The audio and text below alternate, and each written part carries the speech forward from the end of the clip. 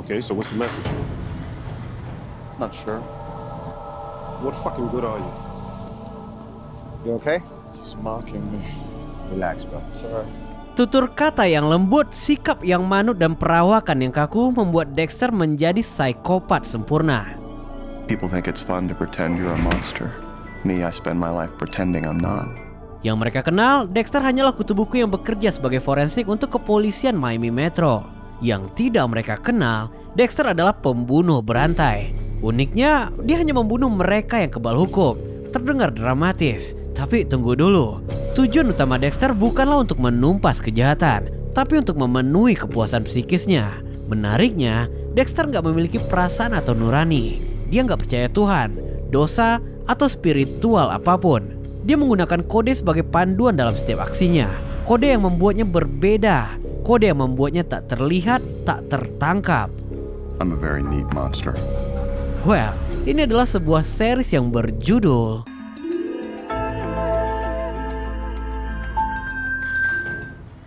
Scene diawali dengan memperlihatkan gemerlap kota Miami di malam hari. Tapi Dexter nggak berada dalam hangatnya suasana itu.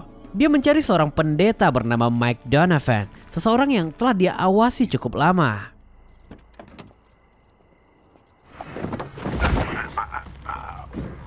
What do you want? I want you to be quiet. Dexter menyekapnya. Sejauh ini kita belum diberitahu alasannya. Yang pasti, pendeta itu dia bawa ke daerah Everglades, daerah terpencil dan berbahaya di Florida. Look. No. Look or I'll cut your eyelids right off your face. Ternyata, di sanalah pendeta itu mengubur korban-korbannya. Ya, pria itu adalah pembunuh berantai. Berkedok sebagai pendeta pelatih paduan suara, dia diam-diam menculik dan membunuh anak-anak gereja. Lantunan ayat Tuhan sempat dibacakan untuk menakuti Dexter. Masalahnya, Dexter gak percaya Tuhan. Dia berjalan sesuai kode. Ini yang membedakannya dengan psikopat lainnya. Sebelum eksekusi dilakukan, Dexter mengambil sampel darah dari setiap korbannya. Semacam trofi, koleksi pribadi.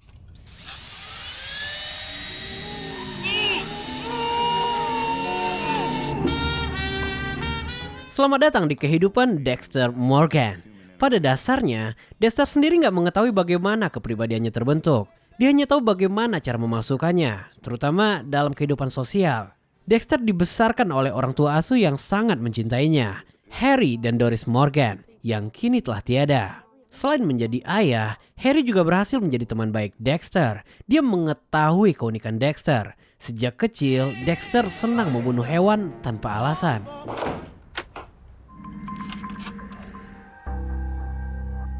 Di apartemen inilah dia menyimpan setiap sampel darah dari korbannya. Dexter melihatnya sebagai trofi untuk mengenang sensasi setiap eksekusinya. Berdasarkan jumlah sampel dari box itu, pendeta semalam seharusnya adalah korban ke-42. Semua aksi ini berjalan melalui kode yang telah ditinggalkan oleh ayah tirinya. Sebagai seorang detektif polisi, Harry mengajarkan Dexter cara berpikir seperti polisi, terutama dalam menutupi jejaknya. You better be a cop. No, forensics. Sesaat setelah itu, Dexter mendapat pesan suara untuk segera mendatangi TKP pembunuhan. Pesan itu berasal dari saudari tirinya yang bernama Debra Morgan, seorang intelijen polisi yang juga bekerja di kantor yang sama dengannya. Bedanya, Dexter bukan polisi, dia bekerja sebagai forensik. Seseorang yang dapat membaca bagaimana kejahatan terjadi di TKP hanya melalui percikan darah. I want out of ICE and into homicide. You get these hunches, you know? Menyamar sebagai PSK adalah hal yang paling dibenci oleh Debra. Untuk dapat pindah dari divisi susila, Debra membutuhkan bantuan Dexter. Dexter terkenal dapat mencium kejahatan lebih awal. Setelah obrolan itu, Dexter berpindah ke TKP. Dia langsung disambut oleh rekannya yang bernama Masuka, seorang kutu buku yang sangat mesum. Menurutnya, Dexter nggak dibutuhkan di sana karena No blood at all. This is unique. No shit. And no prints either. sebuah mayat yang terpotong rapi tanpa darah setetes pun. Sepanjang karir perjalanannya sebagai psikopat, Dexter baru melihat yang seperti ini. No blood. I can't think. Bagaimanapun, dia nggak diperlukan di sana. Nggak ada darah yang bisa dianalisa. Fun fact-nya, Dexter adalah orang yang cukup dikagumi oleh rekan-rekannya, termasuk La Guerta. Tapi ingat, Dexter nggak memiliki perasaan. dia nggak memahami kode-kode ritual kawin yang baru aja dilakukan oleh LaGuerta. Morning, Dex. Morning. Dexter memiliki sebuah kebiasaan kecil, yaitu membawa sekotak donat setiap kali berangkat ke kantor. Selalu berhasil untuk memulai obrolan kecil. Karena Dexter tahu kelemahannya, dia nggak bisa mengobrol lebih jauh daripada itu, terutama yang melibatkan perasaan. Thanks for the fucking donut. I gotta go. Kembali ke rutinitas sebenarnya. Untuk mendapatkan jejak target berikutnya, Dexter mendatangi seorang wanita bernama Camilla. Selain bekerja sebagai petugas arsip, dia juga adalah teman baik ayahnya. Ini mempermudah Dexter mengakses file yang seharusnya nggak dia dapatkan. Just don't get me fired. And who would I bring donuts to? Where the hell you been? Crime scene? Dari sekian banyak rekan yang menyukai Dexter, ada satu orang yang sangat membencinya. Dia bernama Sersan Dogs, seorang detektif yang bekerja satu lingkungan dengannya. Cara Dexter menganalisa kejadian mengerikan selalu nggak masuk akal bagi Dogs. Grab a crayon, psycho, and scribble this down.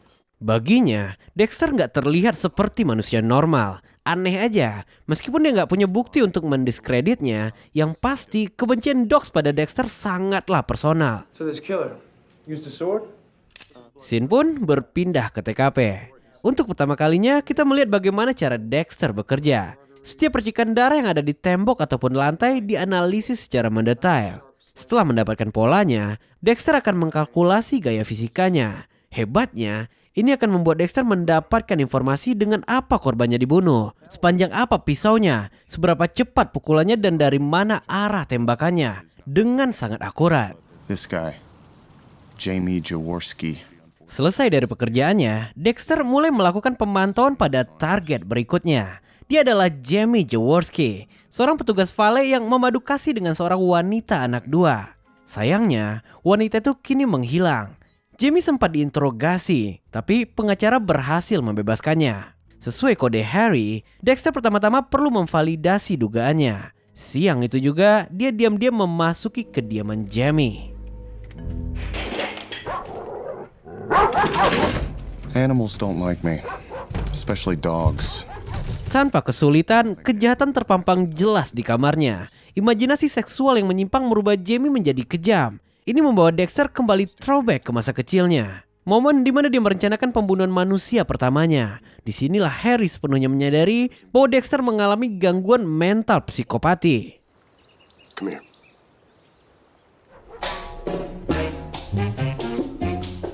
Tak seperti Jamie, Dexter sama sekali nggak tertarik dengan hal-hal berbau seksual. Bukan membenci, tapi dia hanya nggak mengerti cara kerjanya.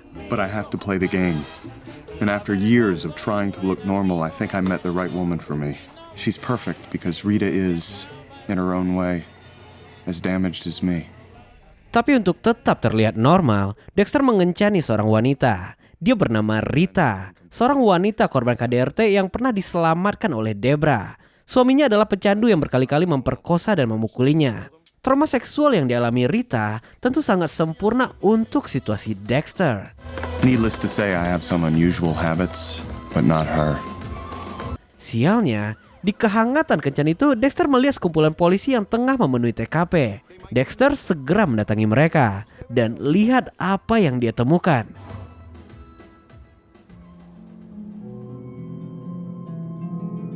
Son of a whore. Potongan tubuh dengan bentuk serupa dengan yang dia jumpai pagi tadi. Bersih tanpa darah. Rekannya yang bernama Angel Batista dibuat kebingungan. Karena mayat ini berada di tengah keramaian tapi nggak seorang pun yang melihat pelakunya. The killer flayed the skin, the flesh, completely off. Now why would he do that? He's certainly raising the bar.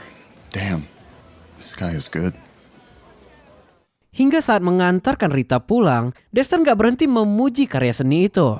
Tapi sebelum meninggalkan Rita, dia harus meninggalkan impresi. Seperti yang dilakukan orang dewasa pada umumnya. What have I done now? I need to get back to my work.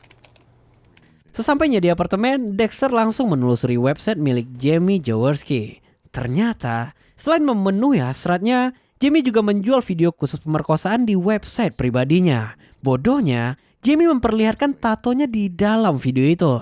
Melihat kekejaman ini kembali membawa Dexter throwback pada masa remajanya. Ini adalah momen di mana Harry kembali mendapatkan Dexter membunuh. Melihat keliaran hasrat ini, Harry menyadari mereka nggak bisa menghentikannya, tapi mereka bisa menyalurkannya. Disinilah ide awal dari salah satu kode Harry, yaitu Dexter hanya akan membunuh mereka yang lolos dari jeratan hukum.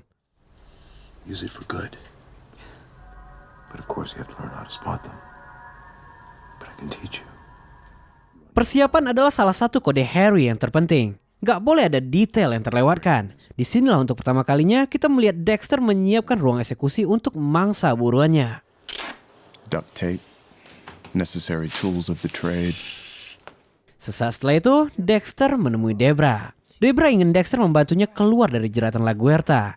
Kasus potongan mayat tak berdarah itu terlihat cukup unik. Jika dia bisa memecahkannya, LaGuerta akan memindahkannya ke divisi pembunuhan. Sebagai seseorang yang selalu punya jawaban dari pertanyaan, Dexter diminta untuk memikirkannya. Tell me what you know about cell crystallization. I was there for you. And I noticed this body looked different than the other ones. The pieces were cold. Berangkat dari premis potongan tubuh yang dingin, Dexter terfikirkan pada sebuah ide. Darah nggak akan mengalir pada tubuh yang beku. Artinya, mayat ini disimpan dalam pendingin. Pendingin yang bisa dibawa bergerak kemanapun, yaitu Please, you gotta... Refrigerated truck to slow the flow of blood. Begitu sampai di kantor, Dexter teralihkan pada seorang wanita yang menangis histeris karena kehilangan suaminya. Docs yang melihat ini nggak menyukainya, karena seharusnya psikopat nggak tertarik pada kesedihan. Dia juga mengusir Dexter dari ruang briefing, tapi LaGuerta datang. Dia meminta Dexter untuk tetap ikut. I'm gonna shame this bitch. Now, has anyone tracked down our witness? Lieutenant LaGuardia? Oh, Officer Morgan.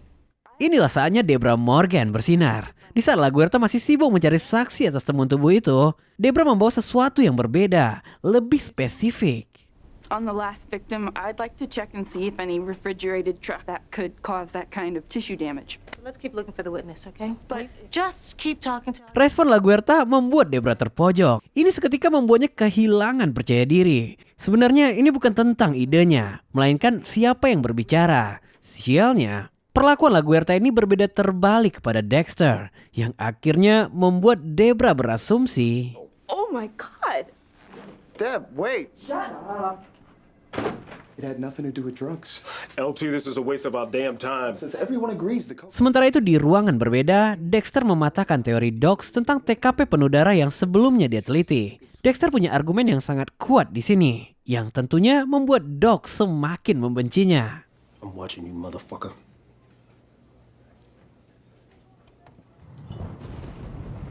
Jaworski's been coming here for weeks.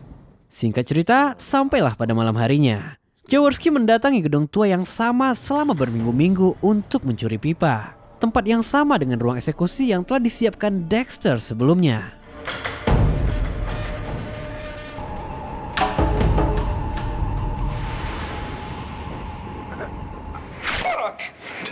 Begitu sadarkan diri, Jamie telah terikat di meja. Sampel darah diambil. Setelah itu... No, I'm not sorry either. Setelah itu, Jamie hanyalah beberapa potong daging yang terbungkus rapi dalam plastik. Gak ada tekanan, gak ada emosi. Semua berlalu begitu aja. Dex, I really need to see you. Okay, bye. One less amateur filmmaker polluting the internet. Kini, Dexter dapat pulang dengan tenang. Tapi di perjalanan, Dexter berpapasan dengan truk pendingin yang dia cari. Terasa seperti jebakan, tapi Dexter terlalu penasaran untuk mengabaikannya. Truk itu membawanya hingga memasuki area terlarang di pelabuhan Miami. Sangat obvious dan mencurigakan. Dan entah apa tujuannya, truk itu kini berputar mengarah ke Dexter.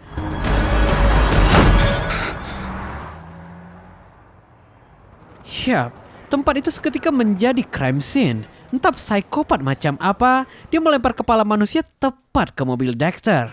All the ice trucks in Miami. Bit of a coincidence, don't you think?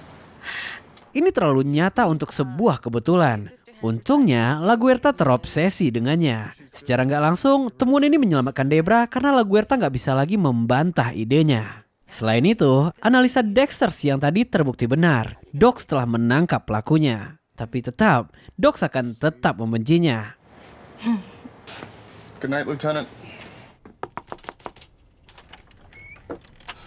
Selesai dari sana, Dexter diminta mengunjungi Rita. Rita tampaknya ingin meluruskan kesalahpahaman sebelumnya. You're welcome.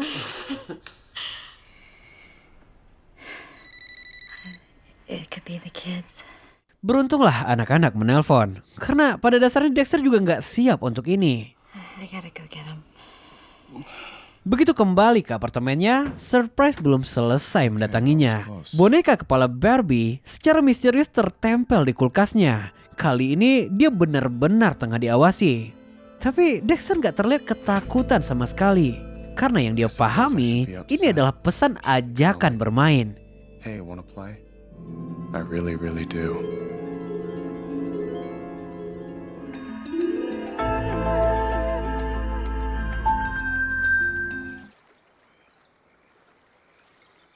Berbeda dari kebanyakan orang, Dexter lebih senang menghabiskan waktunya sendirian di tengah laut.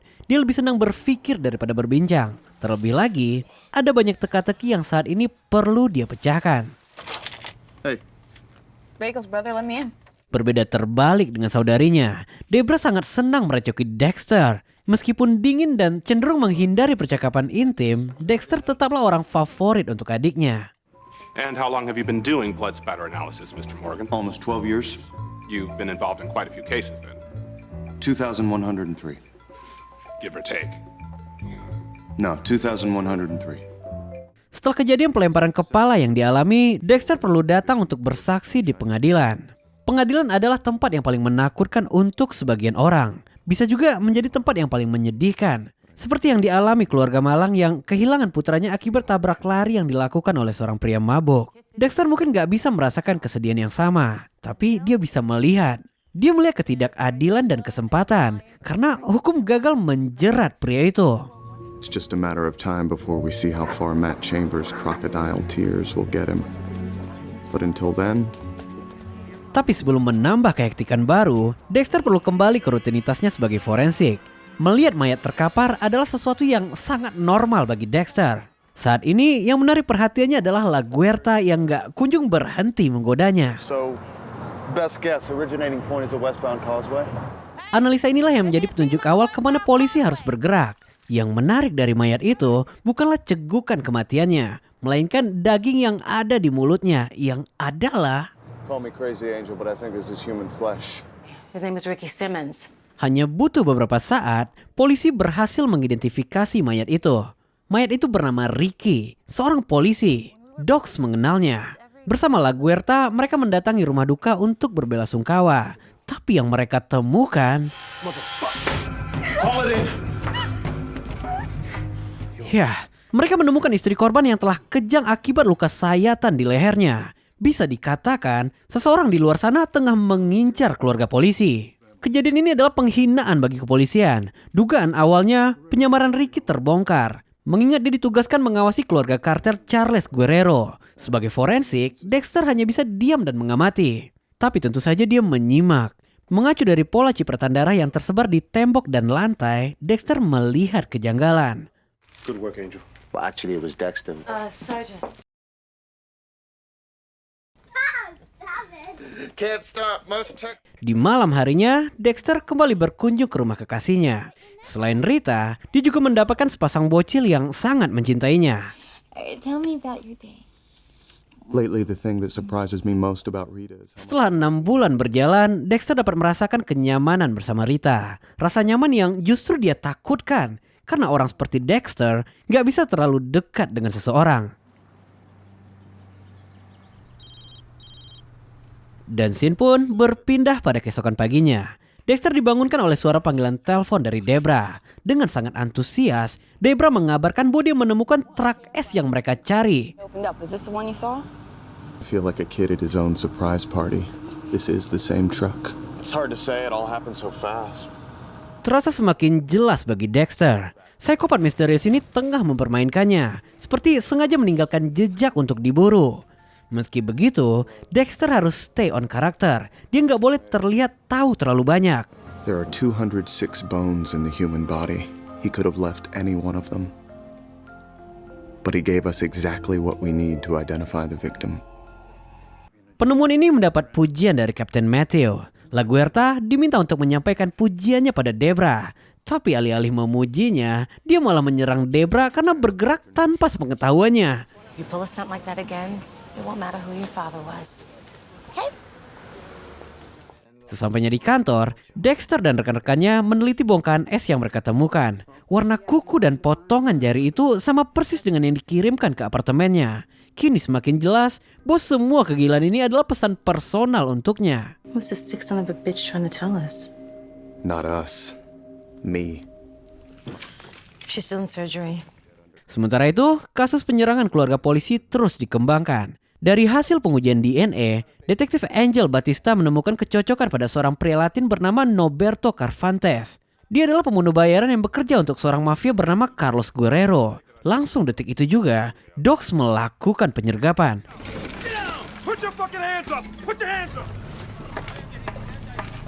Yes, I've had alcohol. Kembali ke pengadilan. Ini adalah sidang akhir untuk Matt Chamber, pria pemabuk yang melakukan tabrak lari. Tapi orang ini mengaku mobilnya dicuri beberapa saat sebelum kejadian. Aura dan topeng yang kuat telah tercium oleh Dexter sejak awal. Kegagalan hukum dalam menjeratnya adalah kesenangan untuk Dexter. Gak lama setelah itu, Dogs berhasil membawa Norberto ke ruang investigasi. Baginya, membunuh anggota polisi sangatlah personal. Tapi berharap seorang pembunuh mengakui perbuatannya mustahil. Norberto mengetahui skandal perselingkuhan yang dilakukan istri Simmons. Bisa aja ini penyebabnya. Bagaimanapun, Dogs nggak bisa berbuat banyak sebelum memiliki bukti kuat atau putusan pengadilan. Okay, Kara Simmons was shot while she was running. Her phone call tells us that. She shot high on the chest. Disinilah forensik berperan penting. Dexter harus dapat menemukan bukti kuat untuk mendakwa Norberto. Hingga akhirnya Dexter menemukan sebuah tetesan darah yang secara kalkulasinya berada di luar jangkauan korban. Tell me you're sure about this. 100%. Kali ini nggak ada keraguan lagi. Darah itu milik Norberto. Namun alih-alih menangkapnya, LaGuerta punya ide berbeda. Mereka dapat memerasnya untuk menyerahkan Guerrero. Bernegosiasi dengan kriminal semacam ini nggak pernah ada dalam kamus Dogs. Tapi bukan dia yang memutuskan. I'll have what he's having. Wise choice. Berpindah pada malam harinya. Pergerakan telah dimulai di sini. Dexter mulai mendekati Matt Chamber.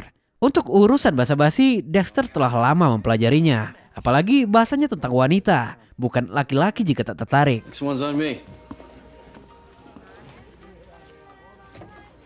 Tujuan dari pertemuan ini, Dexter membutuhkan sidik jari Matt Chamber untuk menelusuri jejak rekamnya agar fit dengan kode Harry.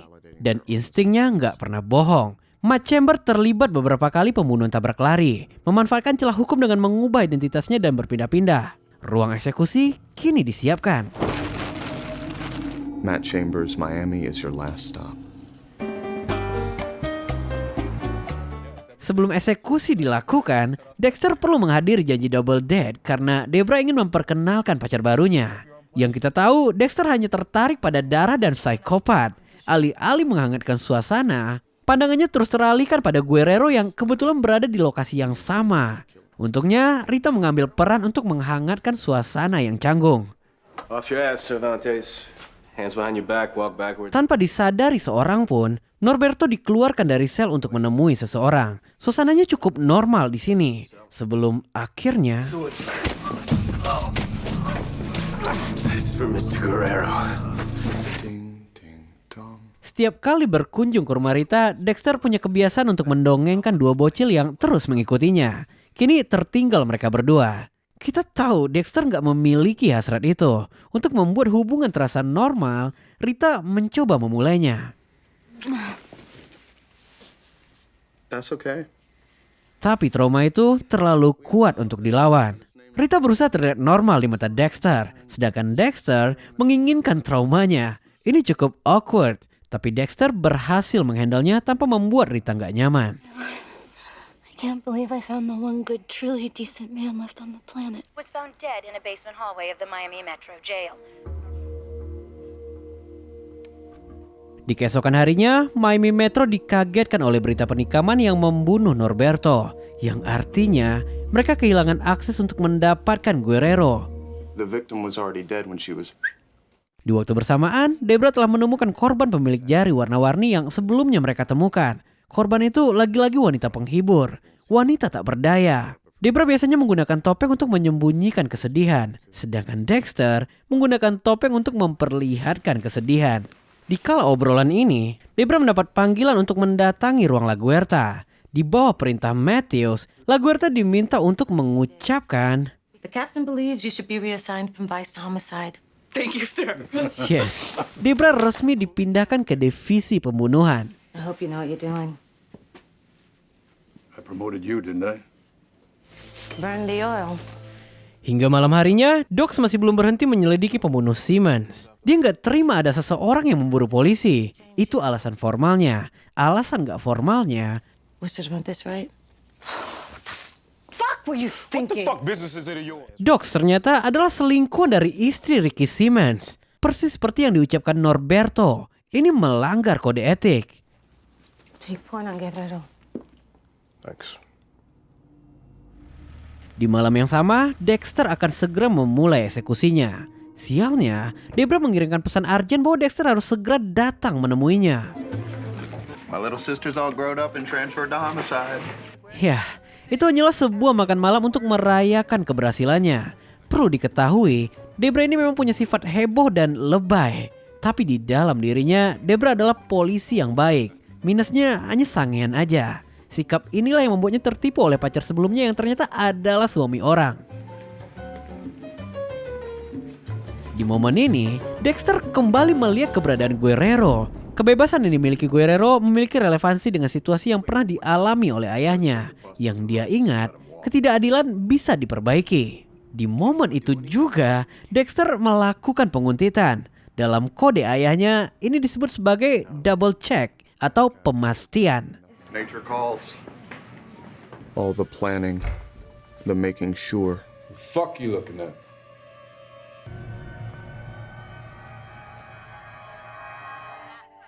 Tapi pertama-tama, Matt Chamber harus diselesaikan. Dexter memiliki ritual sebelum eksekusinya, seperti peradilan ala Dexter. Korbannya dipaksa mengakui kejahatannya menggunakan bukti-bukti yang telah dia kumpulkan. Di sisi lain, proses ini seperti memberi makan sisi gelap Dexter Morgan yang haus akan pembenaran untuk membunuh. Really, I'm so sorry. Matt Chambers, welcome to your last change of address. You'll like it here. Singkat cerita, sampailah Dexter di apartemen. Kepala boneka Barbie kembali tertempel di kulkasnya. Bedanya, tubuh Barbie telah menghilang, gak lagi berada di sana. He came back and left nothing behind but a message. Hanya seseorang yang sangat mengenalnya yang mampu melakukan semua ini. Yang jadi pertanyaan, siapakah orang itu?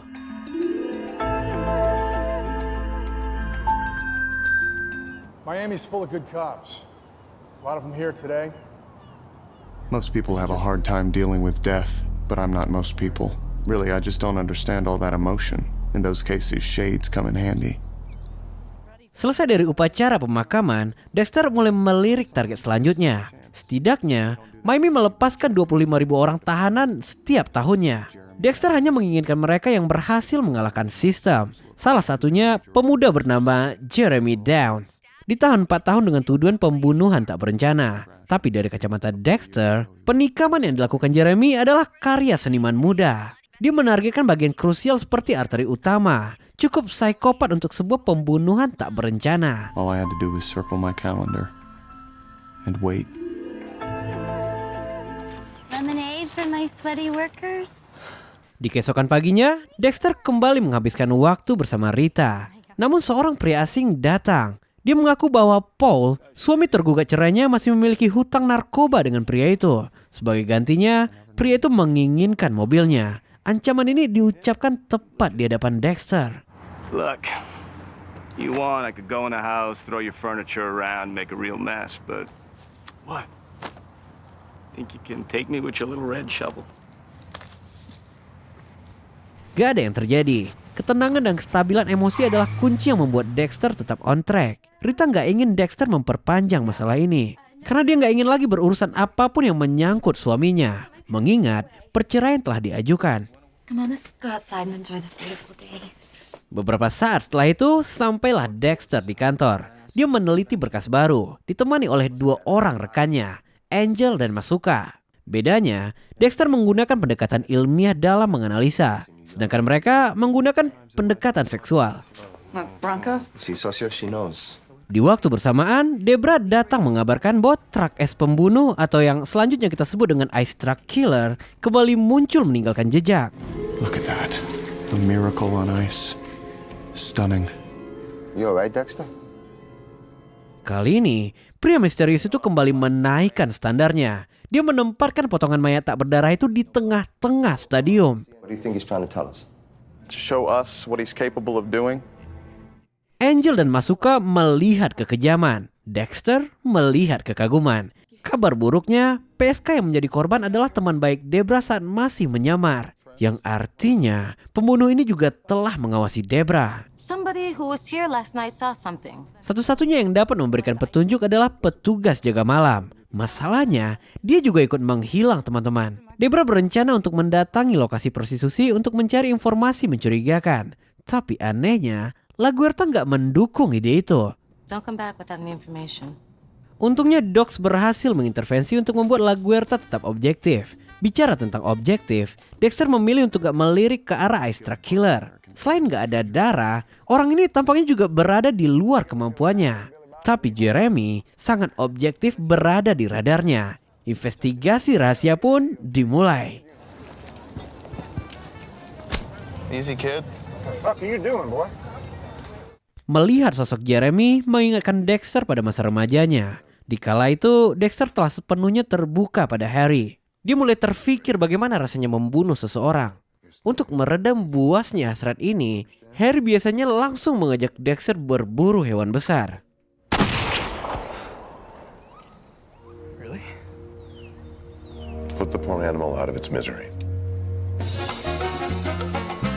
Di waktu bersamaan, Dox diam-diam mendatangi gereja milik kartel Guerrero. Dia berusaha menemukan apapun yang menyangkut kematian Ricky Simons dan istrinya. Sialnya, Guerrero mendapatkan keberadaannya.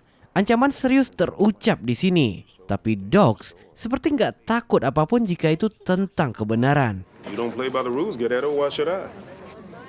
Yo, look who's back. Mamita, pero mire. Who'd you fuck, Dulce o Cabana? Kehektikan yang sama juga dilakukan oleh Debra. Untuk pertama kalinya, dia berpakaian benar menemui rekan-rekan PSK-nya. Tentu, mereka nggak mengetahui Debra adalah polisi yang menyamar. Well, I saw her last night.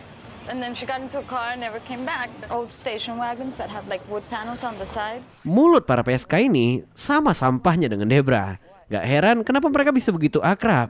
Gak banyak informasi yang dia dapatkan. Tapi satu hal, mereka mengaku melihat korban menaiki sebuah mobil wagon dengan aksen kayu sebelum akhirnya menghilang. As you all know, a night watchman from the hockey arena is missing. Di keesokan harinya, rapat tentang penemuan mayat di stadion dilakukan. Polisi menemukan rekaman kamera pengawas di rumah penjaga malam yang menghilang. Dari rekaman itu, terlihat jelas Tony Tucci adalah penjagal yang selama ini mereka cari. Dexter dan Debra tentu skeptis. Rasanya semua ini terlalu bodoh untuk sosok Ice Truck Killer. Of course I agree with my sister, but unlike her, I'm not upset. Fucking forensics report. Pandangan LaGuerta yang gak masuk akal membuat Debra dan Batista menonton ulang rekaman itu. Disinilah mereka menyadari gesture aneh. Tucci terus melihat ke arah lain seperti sedang diberi arahan. Dia seperti dijebak. Jika temuan ini benar, LaGuerta harus segera membatalkan konferensi pers yang telah dia idam-idamkan sekian lama. Di kehektikan Miami Metro, Dexter disibukkan mengamati Jeremy. Sesuai kode Harry, dia perlu pembenaran atas nalurinya. Dan tampaknya Jeremy telah menemukan mangsanya di sini. Dia mengajak seorang teman memasuki area terlarang untuk melihat buaya liar. Ya, Florida memang terkenal dengan aligatornya. Tapi bukan itu tujuan Jeremy. Sesuai prediksi Dexter. You have to get closer. Anyone see a frisbee? It flew in here somewhere. Oh shit. Let's get Entah kenapa, Dexter segera menyadari bahwa penyelamatan ini bukanlah hal yang biasa dia lakukan. Tugasnya adalah memburu, bukan menyelamatkan moral seseorang. Dan begitu kembali ke mobil, seseorang telah terlebih dahulu membobol mobilnya. No! Wait. I want pain. He wants pain. Kejadian ini membuat Dexter kembali throwback saat ayahnya terbaring di rumah sakit. Beliau meminta Dexter untuk menghentikan perawat yang terus menyuntiknya. Disinilah Dexter menyadari bahwa ada sesuatu yang berbeda dengan perawat itu. Dia seperti sengaja menyuntikkan morfin dengan jumlah banyak untuk memperburuk kondisi Harry. Disinilah untuk pertama kalinya terucap perintah eksekusi dari mulut Harry.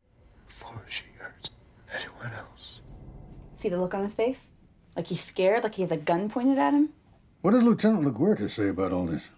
Sementara itu di Miami Metro, Debra secara langsung mendatangi Captain Matthew untuk memberitahu penemuannya. Ini melanggar rantai komando. Debra melangkahi letnannya. Your father never would have pulled the kind of shit you just did.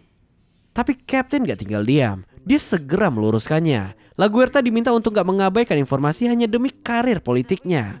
Karena jika tuduhannya mengarah pada orang yang salah, Matthew mengaku gak akan menyelamatkannya. According to police, a night watchman is on the run after the dismembered body part. Sialnya, Maria LaGuerta tetap melanjutkan konferensi pers itu. Dengan gagah dia mengungkapkan bahwa Tony Tucci adalah ice truck killer yang mereka cari selama ini. Di malam harinya, Debra secara personal melanjutkan investigasinya. Sebuah rasa penasaran yang cukup berbahaya. Karena kini, dia menemukan mobil wagon dengan list kayu yang dia curigai.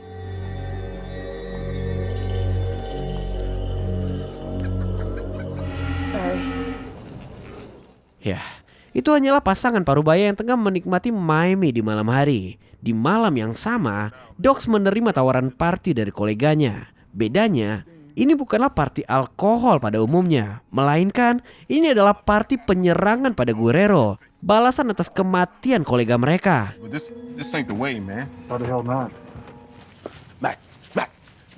Masalahnya, Dox telah ditandai oleh Guerrero. Dia akan langsung menjadi target setelah penyerangan ini. Dan memang itu rencananya. Ini adalah bayaran dari pengkhianatan dan perselingkuhan yang Dox lakukan. Sebelum masuk terlalu dalam, Dox memilih melarikan diri. Tapi Jeremy gak punya pilihan yang sama.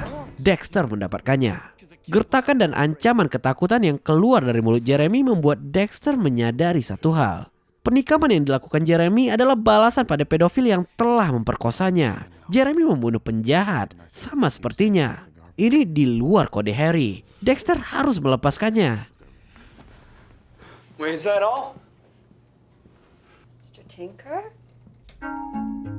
Sosok Jeremy kembali mengingatkan Dexter pada eksekusi pertamanya. Pada perawat psikopat yang berniat membunuh ayahnya. Sejak awal, Dexter memang telah menggunakan metode plastic wrapping yang melapisi ruang eksekusinya. Bedanya, dulu dia belum seahli sekarang. But I was trained well.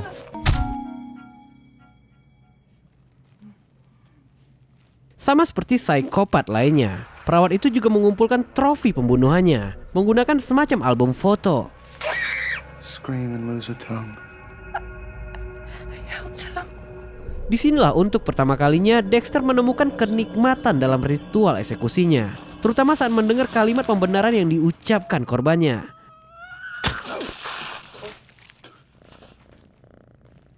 With the nurse put down, Harry lived another year before hardening arteries squeezed the last bit of life from him. Tak lama setelah eksekusi itu, Harry dinyatakan sembuh. Dia bertahan 1 tahun sebelum akhirnya pergi untuk selamanya. Yang tertinggal adalah kode. Kode yang membuat Harry akan selalu hidup dalam percakapan monolog Dexter. Sesuai ajaran Harry, kematian dapat menjadi reaksi berantai jika tak hati-hati. Maka dari itu, Dexter selalu diajarkan untuk menjaga topengnya. Tentu saja Harry gak akan mengerti betapa kuatnya dorongan dan kepuasan dalam mengambil nyawa seseorang. Thank you.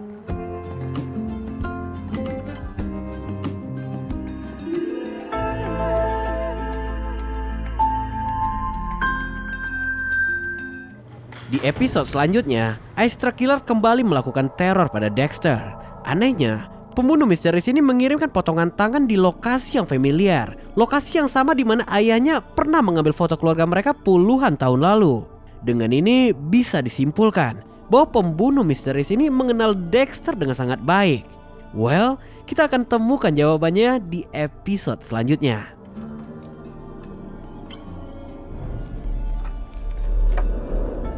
He's showing me where to go. Hospital's shut down now, abandoned for years. But tonight, it's visiting hours again.